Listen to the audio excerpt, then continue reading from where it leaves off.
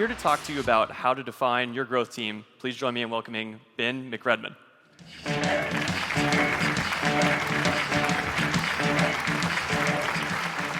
Hey everyone. So, as Adam said, I'm going to be talking about defining a growth team. Start with the idea of a new business. The conventional wisdom in our industry is that you're starting out, you should work on perfecting a product and set up sort of minimal infrastructure for delivering that product to the world, for selling it. I think that's a really good example of that. This is a coffee shop called Super Extra by our office in San Francisco. It's in a laneway. It is literally a hole in the wall with an espresso machine. And they're focusing just on making great product and sourcing great pastries, making great espresso. But at a certain point, you're like, my product's good enough. And you start asking yourself a question like, how do we start being deliberate about growth? And we've asked ourselves this continually at Intercom. And one of the things we decided to try to answer this question was to start a growth team. So in January 2014, our CEO tasked me with this idea of define and build the growth team for Intercom. And for Intercom was an important part of this because how a lot of people defined growth, how people talked about growth, a lot of it didn't resonate with me or with how we think at Intercom. So why is that? Well, I love this quote from Paul Graham. Paul Graham in this essay, Startup Equals Growth, tried to lay out sort of a canonical definition of what is a startup. Why is that coffee shop with the espresso machine and the hole in the wall? Why do we not call that a startup, but we call Intercom a startup, or any of the companies here tonight? And what Paul Graham tried to get to is the key is growth.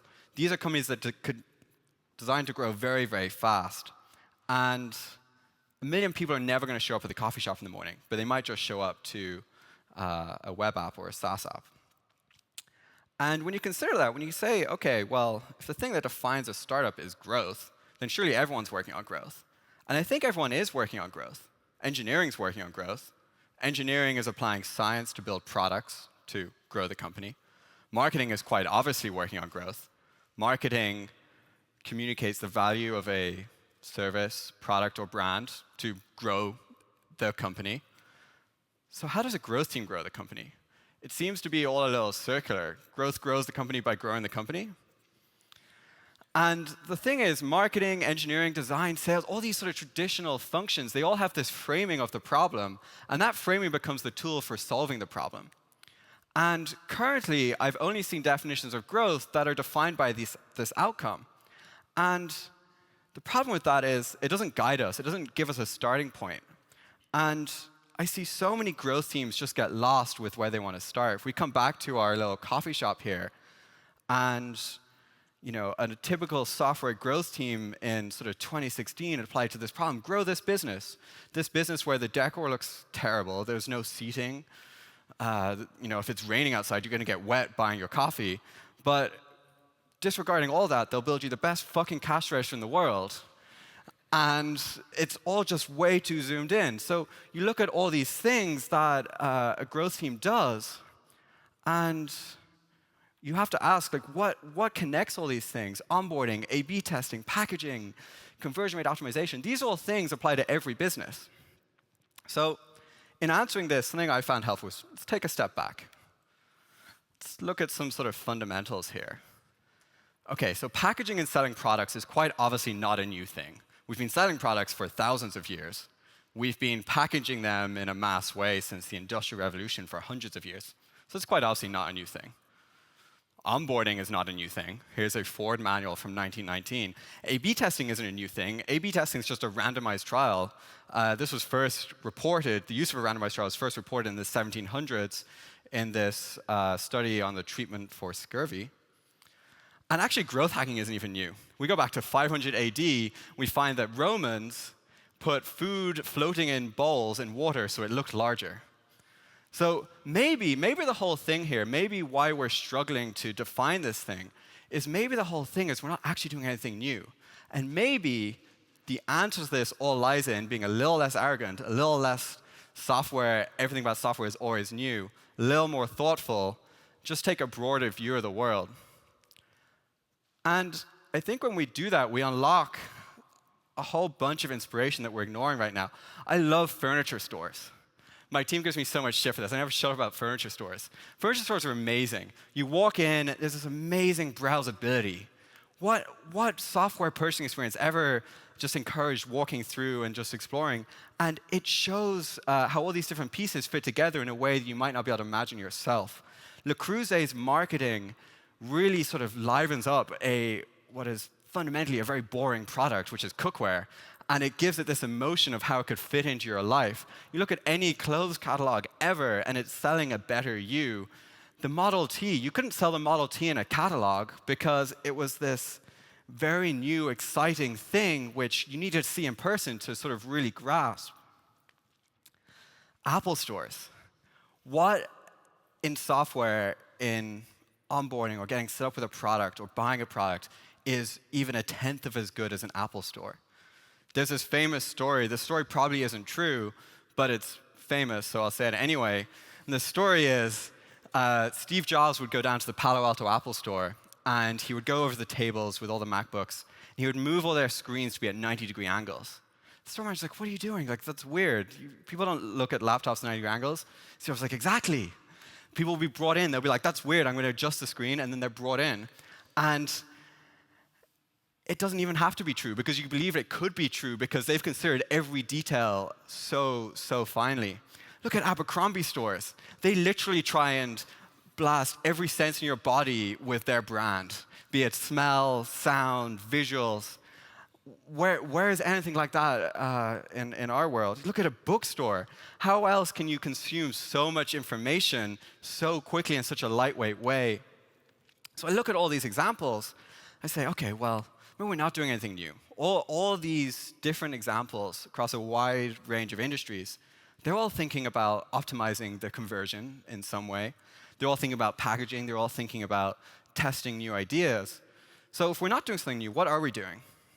Well, I think of this quote from Mark Andreessen: software is eating the world, it's taking over everything. And I think maybe all growth teams are a stopgap.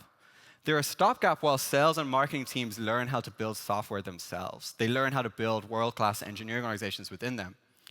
If you imagine high schoolers today or elementary school kids today, and you think about them growing up in this world where they are just completely sort of surrounded by software, and those go on to be our future sales and marketing leaders in 20, 30 years, well, things are going to be different. Put more succinctly, what a growth team is doing today is a software team solving Intercom's business problems, or a company's business problems. And these business problems have existed for millennia. And when we recognize that, and we recognize, OK, this isn't a new thing, I think it teaches us to approach these problems in a whole different way. It takes us back to our original question about how do we start being deliberate about growth? Well, first, I think we need to just think more holistically about the experience. I see so many people start with optimization. Optimization implies that you have a foundation that's worth optimizing from. If we take a step back, if we look at the bigger picture, if we forget about the conversion rates, your users don't care about the conversion rates. They don't care if they're in step 2 of the funnel. They only care if they achieve what they want to achieve. And when you forget about the conversion rates just for a minute, you take a step back, you unlock a whole new set of opportunities, a whole set of new places to work on. We need to look outside of software for inspiration when working on those areas. Look at furniture stores and Apple stores and Abercrombie stores. We have so much to learn from them. I think we have so little to learn from each other in this regard. We need to focus on high effort, high impact work. When I think about the cash register, I think about these sort of optimizations too early. What I think it kind of fundamentally comes down to is not working on high effort, high impact. This was something Hunter Walk taught me in a conversation I had with him. And I was saying, I'm frustrated. We've had all these people, and I feel like for some reason we're not working on sort of as high impact things as we were before. He said, yeah, so I think you just need a framework to think about it. Think about the set of things you could work on. He drew this 2 by 2. He said, people are pretty good at not working on this category. Sort of high effort, low impact. You're pretty good at avoiding those. Pretty good at working on high impact, low effort things as well. But there just aren't that many of them. The real problem comes with the bottom left. The bottom left is low effort, low impact. And that's what I think about when I think of all these optimizations. And what Hunter called this low effort, low impact quadrant was snacking. Snacking is helpful if you're hungry. It satisfies a sort of immediate need. But if you only ever eat snacks, you will literally die. And he's like, stop working on the low effort, low impact stuff and get up to this upper right quadrant. This is where the real companies are built. This is the hard stuff. This is strategic, big, long, meaty projects that deeply reconsider and challenge assumptions you've held before. And I think this is the category that takes a step back, that looks at the experience, that forgets about the conversion rates just for a minute. When you think about, OK, well, what team would we need for that? You need to build a team of creatives, of entrepreneurs, not of analysts at the start. And what this all combines to is, when you're here, don't go build that cash register. Instead, take a step back. Oh, there's no seating. There's no roof even. So how about instead we turn that into this? And the product is fundamentally the same. They're still selling the same product. They've just significantly reconsidered how they're delivering that product to the world. And don't A/B test it if you know it's better, at least at the start. When you're small, I see so many people, they just spend so much time verifying every single change. And there are some changes you can know are better. You might not know by how much to some incredible precision, but the coffee shop with the roof is quite obviously just better. And at the start, sort of moving on those things quicker is more impactful. Now, when I showed Des these slides, who you'll be hearing from in a minute, he said, well, make clear that this is actually what we've been doing. This isn't just some philosophy that we're just thinking about. This is actually what we've been doing, and it's been working.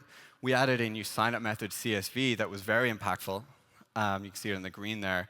We spent 6 months building a guide for setting up Intercom, a system for steps that teach you all the different things you need to configure. And that enabled us to change how sign-up works, and we doubled the conversion rate here. We had sort of unexpected effects of this, too, where we lowered the same-day cancellation rate. So this works. This isn't some sort of pie-in-the-sky romantic ideas about furniture shops. But if you keep following this, if you keep growing, one day you open a second coffee shop, and a third, and a fourth, and 10th, and then one day you're Starbucks. And then you can get leverage from optimizations. Then it makes sense to go test everything, to go try, make small improvements. It actually makes sense to go build the best cash register in the world and actually be able to swipe credit cards 10% faster than someone else. And interestingly, we're actually entering that phase right now in Intercom on our team. But I genuinely believe if you start with the optimizations, you'll never get to that point. Put another way, a billion-dollar company was never built of better cash registers, but a $100 billion company just might have been. Thank you.